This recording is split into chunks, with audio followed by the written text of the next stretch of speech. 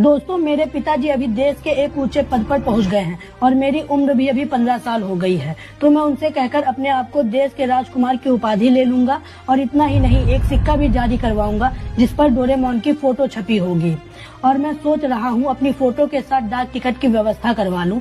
आप लोग सोच रहे होंगे, बौखला गए हो क्या? कुछ ढंग का काम करो, तभी ये सब हासिल होगा।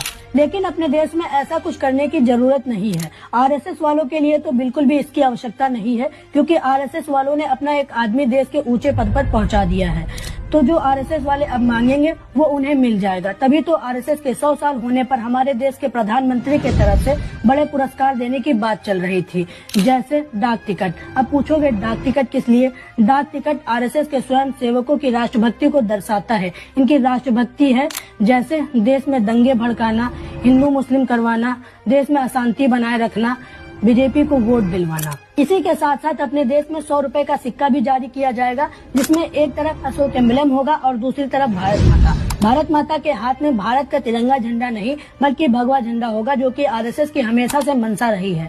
आरएसएस वालों ने कभी भी तिरंगे का सम्मान नहीं किया है, हमेशा से अपमान करते आए हैं और अभी भी कर रहे हैं। इतना ही नहीं, आरएसएस के संस्थापक डॉक्टर केशव बलिराम हेडगेवार को भारत रत्न देने की मांग पर विचार चल रहा है। ये सभी बातें स्कूल के सिलेबस में डालने की बात चल रही है। अभी ये सुनकर बड़ी हंसी आ रही होगी, लेकिन आगे चलकर ये तोड़ मरोड़ कर इतिहास बन जाएगा, जिसे हम सभी लोग तो जानते हैं कि ये झूठ की दीवार पर खड़ा है। लेकिन जो बच्चे इसे पढ़ेंगे वो तो इसे सत्य ही मानेंगे। एक ऐसी संस्था का इतिहास जिसने हमेशा अपने देश को नुकसान ही पहुंचाया है, ज्यादातर गलत काम ही किए हैं, कभी भी इससे अपने देश को फायदा नहीं हुआ है। फिर भी इसे इतना सम्मान देना प्रधानमंत्री जी द्वारा आरएसएस को एक्स्ट्रा फायदा पहुंचाने की ओर इशारा करता है।